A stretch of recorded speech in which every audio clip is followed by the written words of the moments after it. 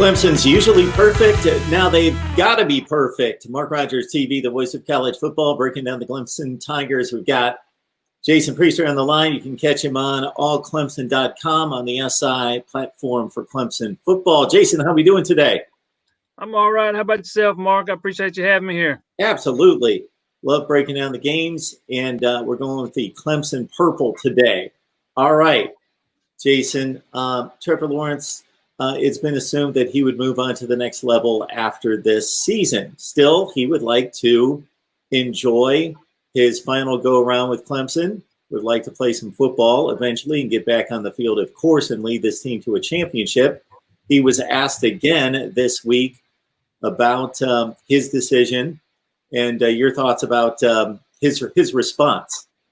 Yeah, I think he's getting a little tired of being asked about that. That was as close to being aggravated as I've ever seen Trevor Lawrence was when he was asked about it yesterday. But he's kind of opened himself up to some of this stuff. You know, before the season, he made a comment, something like, the mindset's always been to leave after 3 years, or the plan's always been to leave after 3 years. And then a couple of weeks ago, he was asked about it, and he says, you never know what might happen. So he kind of opened himself up to some of it.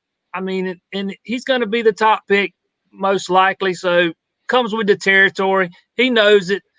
But yeah, yesterday he got a little aggravated. He said he was tired of talking about it. He told the media they were not going to paint him in or bait him into saying something that painted him into a corner, and he tried to shut it down best he could. We'll see how it works.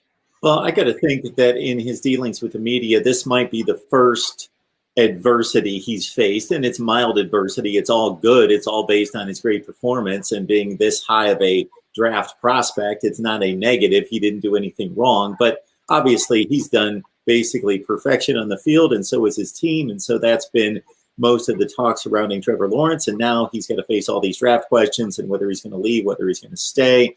And he wants to focus on football, focus on this particular team, and then let the draft play out the way it will after what we all assume is going to be his decision.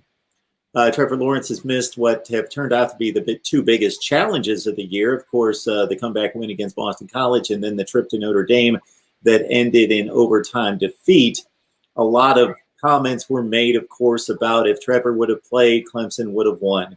No one knows that. I think that if DJ would have gone out there and thrown 3 interceptions and gone 15 for 42, then we could make some pretty strong assumptions that that would be the case. But Uiagalelei played an exceptional game. Now, did he play the perfect game? No, nobody does. But no picks and 44 pass attempts, threw for 439. Is there any way to dissect it down to a T and say, well, maybe Trevor would have given us this much more in these particular situations?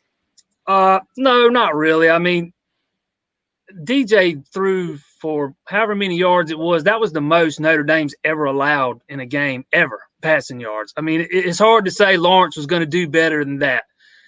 The only thing that I would say is the quarterback run. That's one thing that Lawrence brings to the table that we didn't see the other night. There's no way the Clemson coaches were going to open up DJ possibly getting hurt. He was already dealing with a banged-up shoulder. There's no depth behind him. There was just no way they were going to take their chances and run him much. And we saw that. I think he ran 2 or 3 times maybe. But, I mean, that's the only real thing you can say as far as Lawrence playing, is they would have had to account for the QB run. But I don't think it would have made much of a difference. I mean, Clemson couldn't run the ball, period. Offensive line couldn't open up holes. I mean, and it don't matter who's playing quarterback. If your offensive line didn't open up holes, you got the best running back in the country. He can't run. He can't do anything. I don't think it mattered which one was playing. Now, during the overtime, it was either the first or second play. Uiagalelei got ambushed. It wasn't his fault. The pass rush was overwhelming. He had hardly any time. He took a big sack, and obviously that put them in deficit yardage and made the probability of them coming back to score points, score a touchdown, very low. Maybe Trevor sees that as split second sooner, gets rid of the ball, and saves the down. Yeah, I would agree with that. That's one DJ's got to get rid of. I mean, but like you said, he had very little time to see it and do it. He's a freshman still. As good as he is, he's a freshman. But yeah, I just that's one play in an entire game, and then they come right back and sack him on the next play too. Come right straight through. So, I mean, it in the grand scheme of things, I just don't think it made that much difference. I think a lot of football fans watch too much Brady, Brees, and Rodgers on Sundays, and 90% of the passes are perfect. And to hold these guys to that kind of standard is just ridiculous. And then to hold the rest of the college football quarterbacks up to the Justin Fields, Trevor Lawrence standard is a bit ridiculous. But that's the day and age in which we live.